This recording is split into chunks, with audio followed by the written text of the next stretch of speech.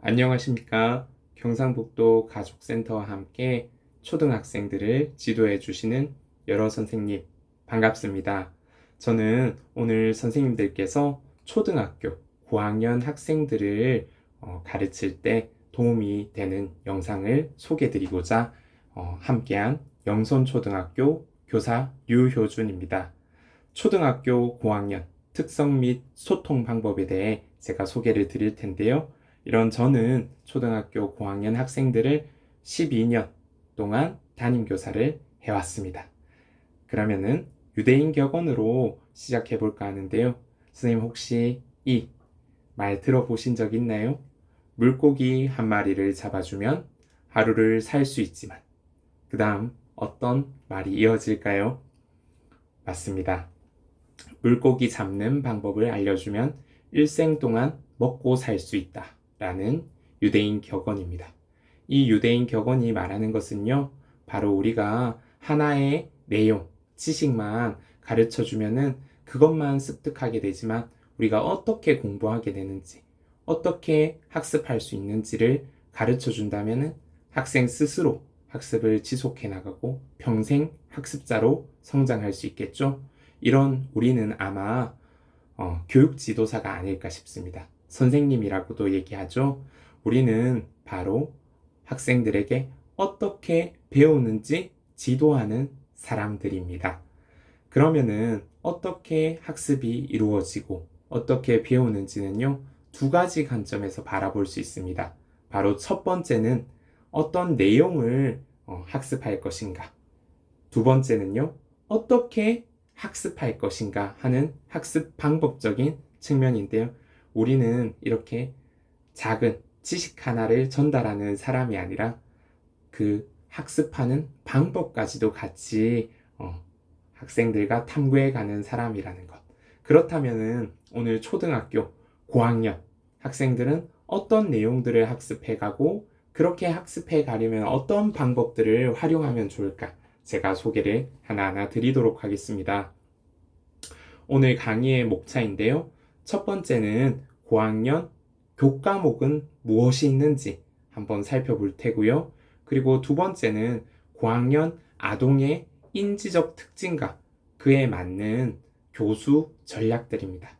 그리고 그 뒤에 세 번째는 자기 주도적인 학습을 위해서 자기 주도성에 대해서 이해를 하고 네 번째, 자기 주도 학습 전략에 대해서 소개를 드리겠습니다. 그러면 첫 번째, 고학년 교과목에 대한 소개를 먼저 드리겠습니다. 초등학교는요, 다 아시다시피 1학년부터 6학년까지 나눠져 있습니다. 근데 비슷한 두 개의 학년을 묶어서 학년군으로 이제 같이 분류하고 있습니다.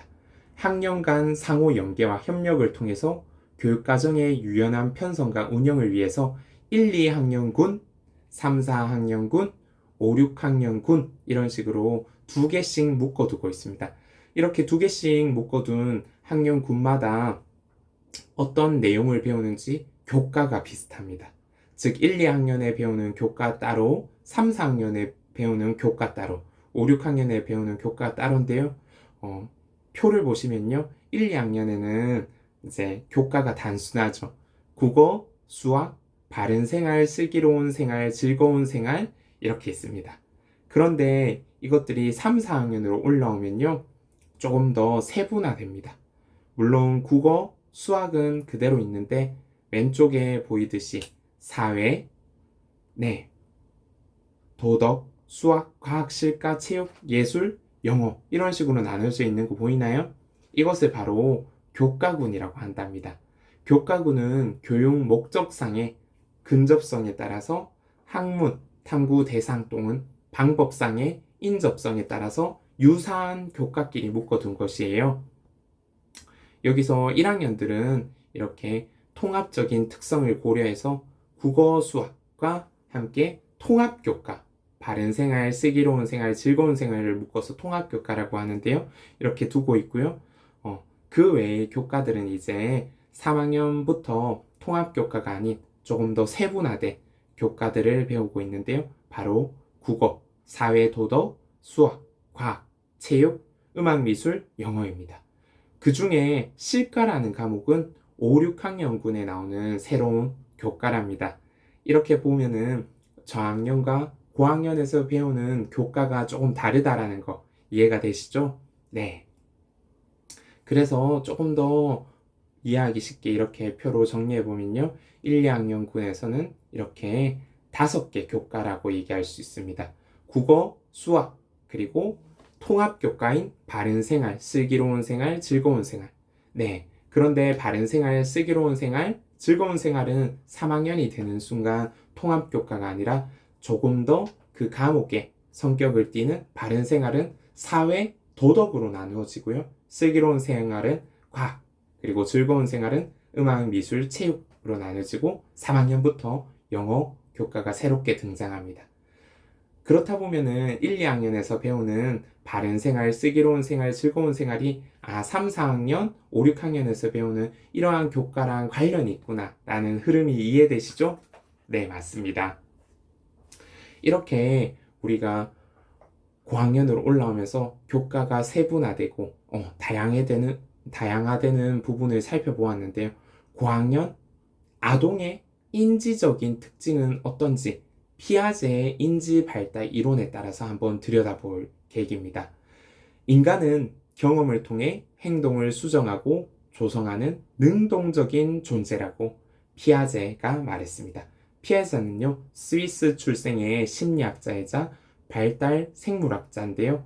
인지 발달 이론을 창시했어요.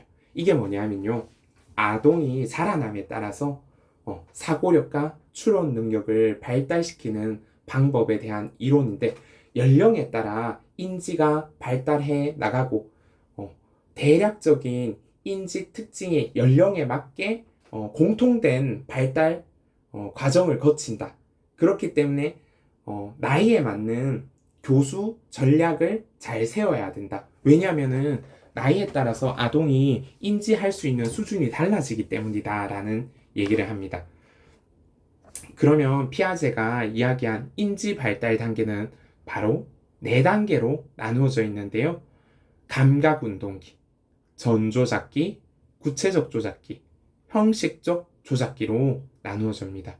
이렇게 모든 아동이 이러한 과정, 옆에 있는 나이대로 딱딱 맞아 떨어지진 않지만 일반적으로 이렇게 진행이 된다라고 하면서 나이까지도 표시를 해 놓았죠.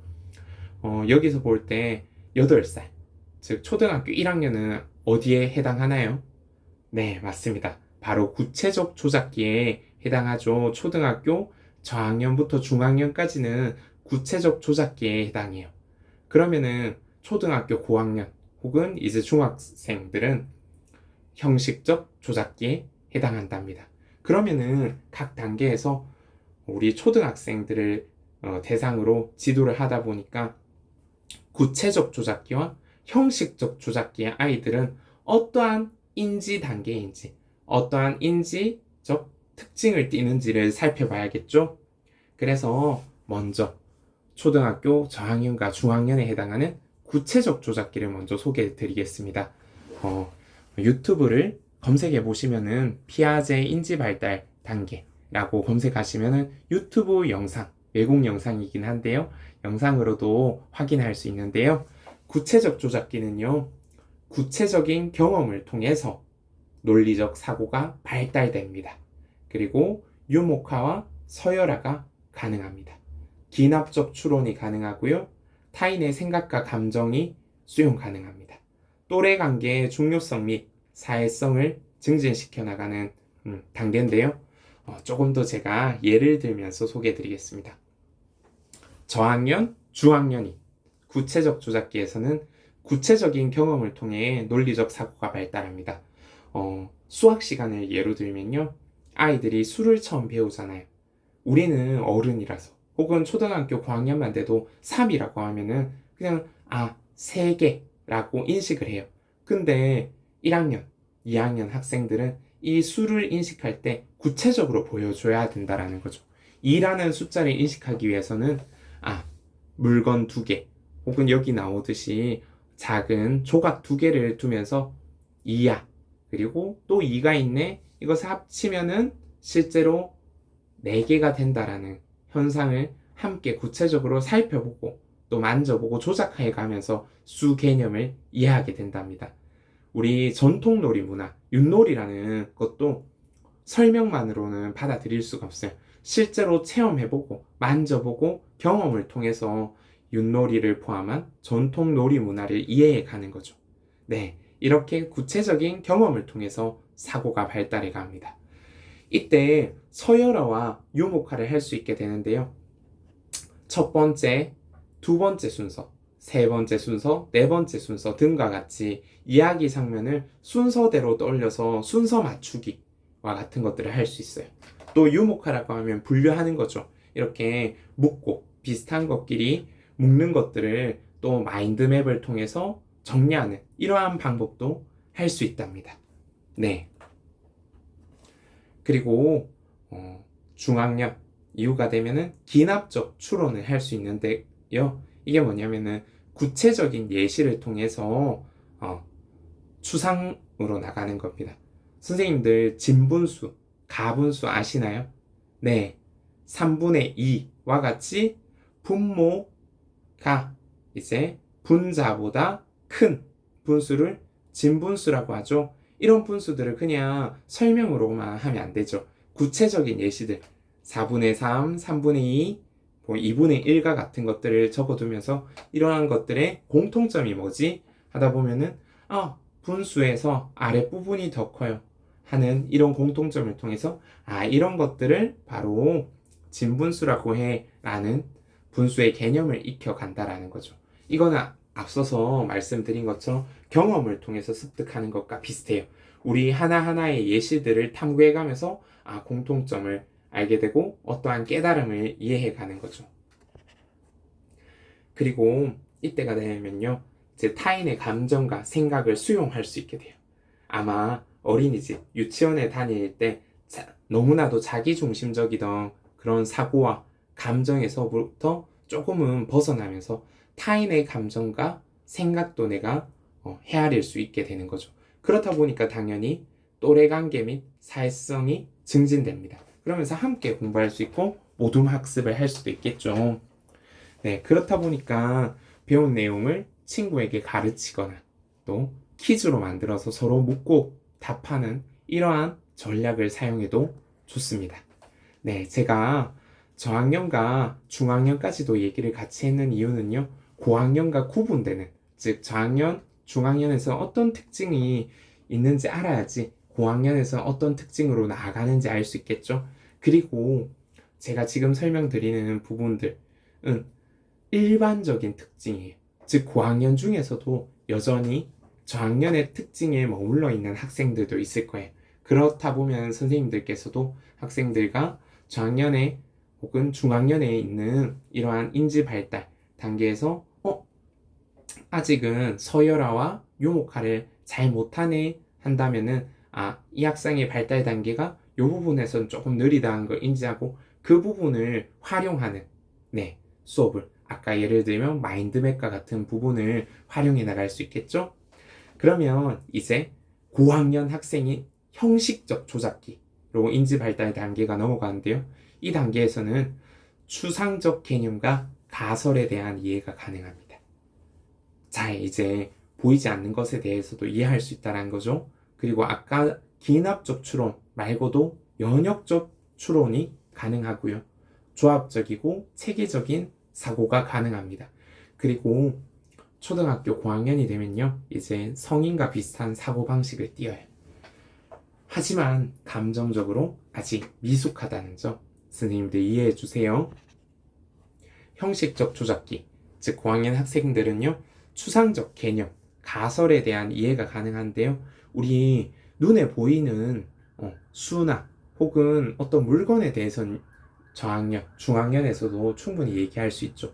근데 공정하다라는 것은 추상적인 개념이잖아요. 우리 눈에 바로 보이는 어떤 물체, 물건이 아니죠. 근데 그런 것에 대해서도 우리가 얘기를 나눠볼 수 있다는 거죠. 특히 이러한 그림을 활용해서 공정에 대해서 어떻게 생각해? 무엇이 공정하다고 생각하니? 모든 박스를 한 개씩 나눠 가지는 것과 더 필요한 아이에게 더 많은 것을 주는 이러한 것 중에 어떤 게 공정하다고 생각해? 라는 것들에 대해서 아동들과 이제 이야기를 할 수 있습니다. 그리고 가설, 내가 뭐뭐라면 뭐뭐일 것이다 라는 일어나지 않은 일에 대해서 예상하고 내가 가정할 수 있어요. 그래서 이순신 장군이 돼서 내가 스스로 난중일기를 쓴다거나 혹은 실험을 할 때도 뭐뭐가 될 것이다. 과학 실험을 앞두고 결과를 미리 예측하고 상상해서 이렇게 세울 수도 있다라는 점입니다. 연역적 추론이 가능한데요. 이거는 아까 기납적 추론과 다른 거예요. 방금 얘기했다시피 가설을 세운다라는 부분도 연역적 추론이거든요. 이제 어떻게 될 것이다 라는 가정을 하고 거기에 맞추어서 이제 실험을 해 나가면서 결과를 확인하는 것이 연역적 추론의 한 방법인데요. 또 추상에서 구체로 나아가는, 우리 기납적 추론은 구체적인 상황들을 통해서 추상으로 나아가는, 아까 진분수를 예로 들었는데요. 그것과 반대되는 거예요. 우리 추상적인 것, 즉 문단의 개념. 얘들아, 문단은 이런 내용이야, 이렇게 얘기를 해주는 거예요. 문단에 대해서 먼저 설명하고 그리고 애들에게 뒤늦게 구체적인 문단을 보여주는 거예요. 그러면 애들이 내가 이해했던 부분을 실제에 적용할 수 있다는 거죠. 그리고 리트머스 종이의 원리는 어떻다라는 것을 먼저 이론을 알고 그리고 나서 실제를 받아들여도 그것을 예상하고 적용하는 데 무리가 없다라는 것입니다. 네, 즉 추상에서 구체로 나아가는 게 연역적인 추론입니다. 그리고 조합적이고 체계적인 사고가 가능한데요. 여러 가지 상황을 고려해서 우선순위를 매기고 학습 계획을 세우는 것과 그리고 우리 지역의 문제점과 해결 방법을 다각도로 생각하고 장단점을 비교 분석하고 내가 주장하는 글쓰기로 나가는 것. 즉 다양한 방면에서 이제 분석하고 사고하고 그리고 또 결론을 내릴 수 있습니다.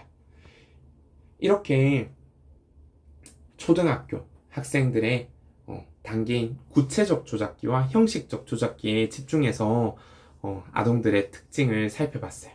하지만 이 중에서도 대강의 연령대는 대충 알고 계시되 내가 만난 학습자가 중학년이더라도 조금 빨라요. 그런 경우에 고학년의 인지 발달 수준에 도달했을 수도 있고요. 내가 만난 학생이 고학년이지만 아직 저학년에 머무르는 경우도 있습니다. 그렇기 때문에 학습자의 인지 발달 수준을 잘 관찰하고 파악해서 그에 적합한 수업 전략들을 활용한다면 도움이 되겠죠? 네, 이렇게 학습자의 발달 단계를 고려해서 학습을 지도하는데요. 늘 선생님이 옆에서 어떤 학습을 해라 혹은 이러한 방법으로 해보자 라고는 할 수 없죠. 즉 선생님과 만나는 시간 말고도 학생이 참 많은 시간을 학습해 나가잖아요. 그때 학생이 자기 스스로 선택하고 공부해 가는 것, 그것을 자기 주도적인 학습이라고 하는데요. 바로 자기 주도성을 키울 수 있어야겠죠. 자기 삶의 주인으로서 스스로 선택하고 책임지면서 주체적으로 자기의 삶을 이끌어 나가는 역량을 자기 주도성이라고 하는데요. 선생님들 만나는 학생들 자기 주도성이 높나요? 네, 저도 교실에서 많은 학생들을 가르치지만 자기 주도적인 학습을 잘 해나가는 학생들은 그리 많지 않습니다. 즉 자기 스스로 공부를 계획하고 진행하고 도움을 구하는 이런 학생이 많지 않겠죠. 그렇기 때문에 자기 주도성은 단 한순간 쉽게 길러지는 것이 아니고요. 오랜 시간 많은 시행착오가 필요합니다. 네, 그래서 자기 주도 학습은 어떤 모습이냐? 자기가 스스로 방향을 설정하고 실행하는 학습이에요. 그러니까 자기 주도라는 말에서 나오듯이 능동성을 내포된 거죠. 즉 남이 시켜서 하는 수동성과는 조금 구분됩니다. 근데 아무 도움도 받지 않고 스스로 하는 것이 아닙니다. 자기주도적인 학습은 도움을 받을 수 있어요. 근데 누구의 도움을 얼마나 어떻게 받을 것인지, 무엇을 물을 것인지 스스로 선택할 수 있는 학생으로 길러야겠죠. 이런 학생이 자기주도적인 학생입니다. 그래서 학생의 이제 학습 관리, 내용과 방법을 지도하면서 스스로 자기주도적인 학생으로 성장시키기 위해서는요, 어떤 내용에 대해서 상대방, 그러니까 학생의 의견과 궁금한 점을 한번 많이 물어주시고요. 그러한 학생의 도움이 있다면은 귀 기울여서 해결해 주신다면은 학생이 궁금한 점, 질문 이런 것들을 놓치지 않고 존중해 준다면 이러한 자기주도적인 모습을 더 발전시킬 수 있을 것입니다. 자기주도적 학습자의 특징은요, 높은 자신감이 있어요. 스스로에 대한 신뢰가 있고요, 강한 성취 동기가 있습니다. 인정의 욕구가 있기 때문에 처음에 칭찬, 격려가 많이 필요합니다. 칭찬은 돌고 오래도 춤추게 한다고 하잖아요. 저도 학교에 있으면서 학부모님께 가장 많이 듣는 이야기가 우리 아이 혹시 잘하면 칭찬 많이 해주세요 라고 하거든요. 그만큼 칭찬이 좋은 효과를 불러일으키는 것 같습니다. 그리고 세 번째는 이런 것들을 통해서 창의적인 문제 해결력을 가지고 단순화된 하나의 답을 구하는 문제를 넘어서 다양한 해답이 있는 문제 해결에 대해서 흥미를 느낍니다. 그리고 이러한 모습을 통해서 결국은 평생 학습자로 성장하는 거죠. 삶에서 지속적인 성장이 가능할 거예요. 그러면은 이렇게 자기 주도성을 키우기 위해서는 어떻게 키울 수 있을까요? 자기 주도적 학습의 구성 요인은 무엇이 있는지 한번 들여다 보겠습니다. 여기 톱니바퀴가 보이나요? 네, 자기 주도 학습은 바로 여기 있는 세 개의 톱니바퀴가 잘 맞물려서 돌아갈 때 자기 주도성을 갖췄다라고 하는데요. 가장 큰 톱니바퀴 무엇인가요? 네, 바로 마음이죠. 첫 번째 톱니바퀴인 마음입니다. 마음은 뭐냐면요, 자기주도 학습을 위해서는 내적 동기가 중요해요. 스스로 내가 어떤 공부를 하고 싶고 궁금하고 마음 먹는 것 해야지 라고 먹는 게 가장 중요하다고 합니다. 두 번째는요, 그런 마음을 먹었으면 이제 머리로 가야겠죠. 어떻게 생각하고 어떻게 학습해 나갈 건지에 대한 전략이 있어야 돼요. 아마 학창 시절을 지내온 선생님들은 이해가실 거예요. 학습을 효율적으로 이루어지게 하는 전략들이 뭐가 있고, 그 학습 전략 중에서 집중의 전략, 필기하는 전략, 암기 방법, 이해하는 방법, 혹은 이해를 확인하는 방법, 시험 칠 때 전략, 이런 것들 다 고민해 보신 적 있으시죠? 네, 이렇게 머리로 하는 부분이 있고요. 마지막은 몸이죠. 엉덩이 무거운 게 최고라는 옛날에 학습 격언이 있었는데요. 이렇게 몸이 따라줘야 돼요. 즉 뭐냐면은 학습을 해나갈 때 주변에 유튜브를 볼 수 있는 스마트폰 올려놓고 유튜브 틀어놓고 막 공부한다거나 이런 부분을 한다면 학습을 많이 저해하겠죠. 즉 학습 방해 요소가 되는 전자기기나 인간관계, 환경 등은 정돈해서 학습에 도움을 줄 수 있는 환경으로 변화시키고, 또 자기 통제를 가져야겠죠. 내가 조금만 더, 혹은 내가 요거까지는 약속한 만큼 지킬 거야 라는 부분을 해나갈 수 있는, 즉 몸이 공부를 해야 우리가 공부를 했다고 하는 거죠. 그렇기 때문에 자기 통제력도 갖춰야 되고요. 그리고 시간 관리, 무엇이 중요하고 무엇부터 할 건지, 그리고 그 시간에 내 학습을 잘 해나가는 것, 그리고 주변에 학습 자원, 그것은 도구일 수도 있고요, 사람일 수도 있겠죠. 그러한 것들을 잘 활용해 나가는, 이렇게 마음, 머리, 몸까지 잘 조절하면서 효율적으로 학습을 해나가는 능동적인 학습자를 자기주도적인 학습자라고 합니다. 근데 이런 것들을 보니까 어떤가요? 참 어렵다라는 생각이 들죠. 자기주도적인 학습이 쉬운 게 아닙니다. 맞아요. 네. 그렇다면은 우리가 학습 지도자, 즉 선생님으로서 학생들에게 어떻게 도움을 주면 좋을까요? 선생님들께는 이렇게 학생들의 마음을, 가장 큰 톱니바퀴가 여기서 마음이잖아요. 마음을 높일 수 있는 학습을 이렇게 격려해 주시길 부탁드릴게요. 바로 제가 마음, 아이들이 내 스스로 공부를 해 나갈 수 있는 마음, 그것을 바로 교육학에서 동기라고 하는데요. 켈러의 동기 이론을 예로 들어 제가 설명을 좀 드리겠습니다. 켈러는요, 이 네 가지가 학생의 학습 동기와 관련이 있다고 하는데요. 큰 네 가지. 주의 집중, 관련성, 만족감, 자신감입니다. 그 중에 첫 번째 주의 집중은요, 학생들이 주의 집중할 수 있도록 새롭고 다양한 내용을 활용해서 호기심과 관심을 유발해 달라라는 내용입니다. 학습 과제에 대해서 호기심과 관심을 유발시키기 위해서 간단한 사진도 좋고 영상도 좋아요. 즉, 늘 애들이, 저도 학교에 있으면서 교과서 몇 쪽 펴, 거기 몇 쪽에 그냥 공부할 문제 읽어보고 차례대로 읽어보자 라고 하면 새로움이 없어요. 신선함이 없어요. 근데 얘들아, 선생님이 아주 재미난 사진을 준비했는데 오늘 공부할 내용과 관련이 있어 하면 애들이 뭐지? 궁금한데 더 알아보고 싶다. 얼른 보여주세요. 뭐예요? 이런 얘기들을 하거든요. 그것과 같이 어떤 학습 자료 혹은 선생님의 스토리텔링을 통해서 주의 집중을 할 수 있어요. 근데 이때는 관련성을 지키는 것이 중요합니다. 이러한 내용이 아무리 재밌어도 공부와 관련이 있다면 놀이로 되겠죠.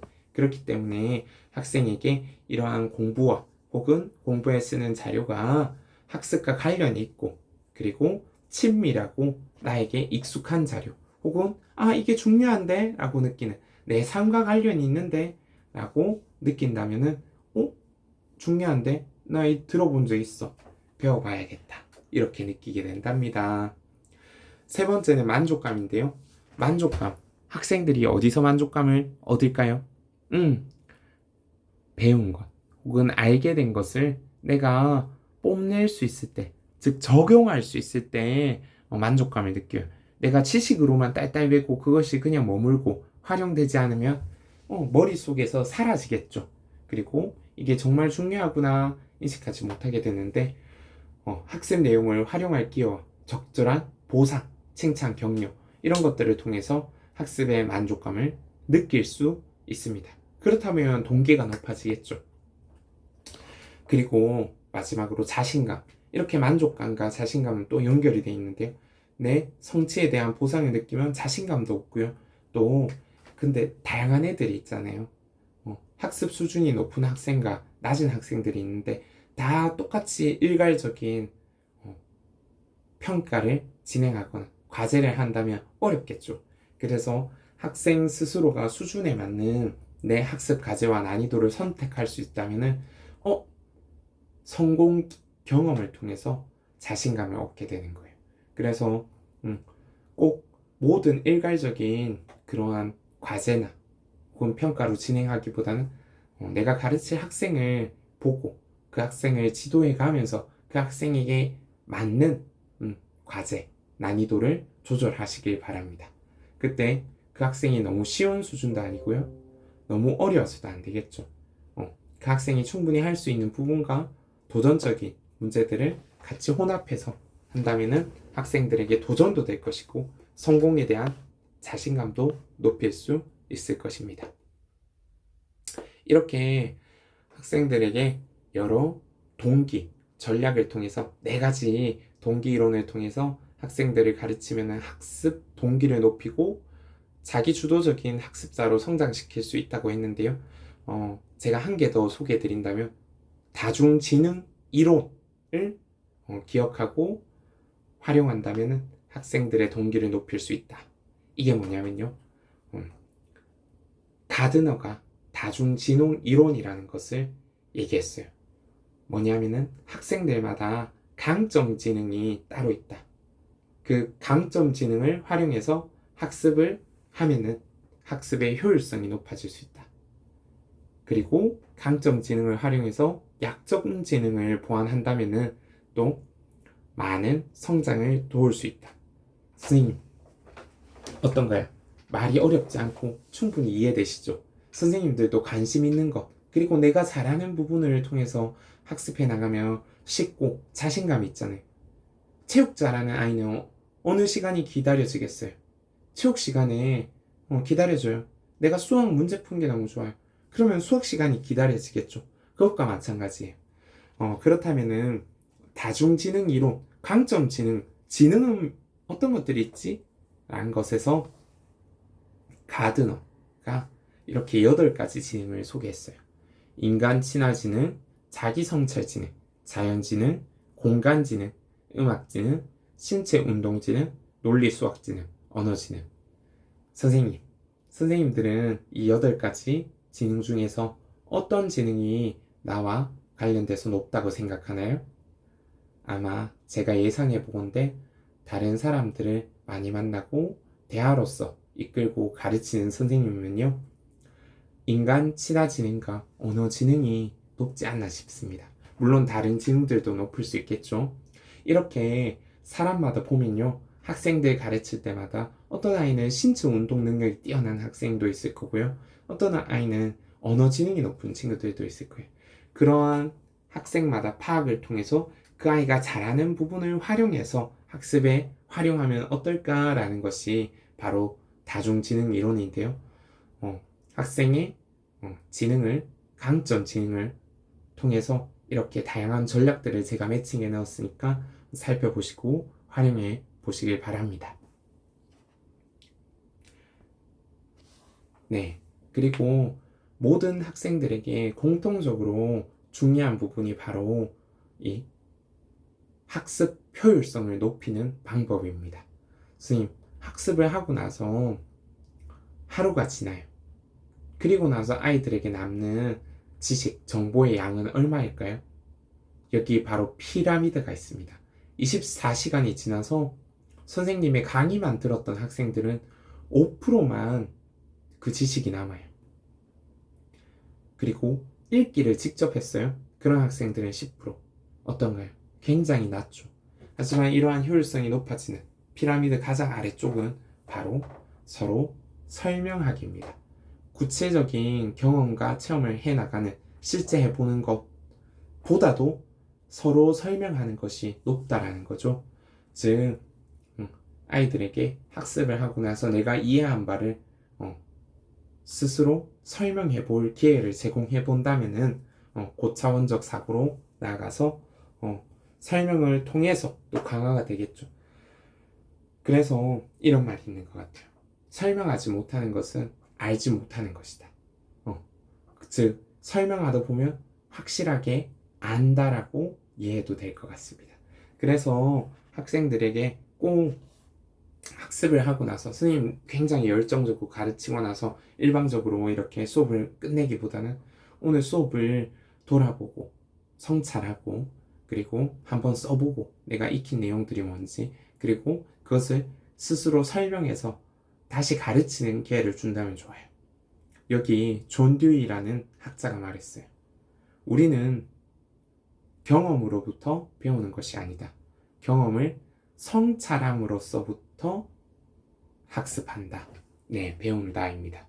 경험했다고 다 배우는 게 아니죠. 그 경험을 곱씹고 내가 어떤 배울 점이 있는지 돌아보고 그것을 쓰고 또 아까 얘기했듯이 말로 표현한다면 그 배움이 강화되겠죠. 그래서 성찰, 즉 돌아보는 방법 중에 이 3존스가 있어요. 여기 우리 뭔가 다트 같은 모양의 원반인데요. 이 원의 표시마다 색깔이 다르죠. 맨 바깥쪽 부분은 빨간색이요. 그리고 그 안쪽은 노란색, 가운데는 초록색인데요. 초록색은 확실히 이해한 것이고요. 노란색은 알 것도 모를 것도 같은 것, 그리고 빨간색은 완전 모르겠는 것. 이런 것을 통해서 아이들에게 오늘 확실히 이해한 것은 뭔지 적어보라고 하거나 말해보라고 할 수 있겠죠. 그리고 내가 조금 알 것 같은 것은 노란색, 노란색에 해당한 것 너희들 뭐 있어? 아예 오늘 선생님 말은 한 것 같은데 이것에 대해서는 내가 아직 모르겠어. 이렇게 애들 스스로 돌아보게 하고 설명하게 한다면은 이 기회를 가진다면 선생님은 아이가 뭘 이해했는지 그리고 조금 이해하지 못했거나 완전히 모르는 것은 무엇인지 알고 또 도움을 줄 수도 있겠죠. 그리고 이렇게 블록 트리라고 나무 위에 있는 여러 학습자들을 보면서 오늘 너희는 몇 번에서 몇 번으로 이동했니? 수업 시작 전에 너와 수업 시작 후에 너를 번호로 찾고 그리고 이유를 설명해줘 한다면은 이렇게 얘기할지도 몰라요. 저는 원래 4번이었어요. 오늘 수업 전에 저는요, 수업 내용에 관심이 있었지만 잘 몰라서 올려만 보고 있었는데요. 지금은 14번이 되었어요. 많이 나무를 타고 올라가서 내가 학습을 했다고 생각했는데 어느 순간 턱 막히는 부분이 있어요. 그래서 여전히 조금 떨어진다라는 생각이 들고 어려워요. 이렇게 애가 얘기한다면 그렇구나. 많이 나무를 타고 올라가면서 많은 걸 습득했지만 어려움을 만났는데 특별히 어려웠던 게 뭐니? 라고 물어주고 그것을 다시 학습하고 도움을 줄 수 있겠죠. 네. 이렇게 같이 상호간에 서로 가르치고 대화하고 성찰하다 보면 자기 주도적인 학습자로 성장시킬 수 있습니다. 네, 이렇게 고학년 학생들의 교과목 그리고 인지 발달 특징을 고려해서 어떻게 학습을 지도하면은 자기 주도적인 학습자가 되는지 이렇게 제가 소개를 드렸는데요. 이 영상을 바탕으로 초등학교 학생들, 특히 저학년 학생들과 구분되는 고학년 학생들을 가르치실 때 반영하셔서 잘 지도해 주시길 부탁드리겠습니다. 네, 선생님 늘 고생이 많으십니다. 영상 시청해 주셔서 감사합니다. 수고 많으셨습니다.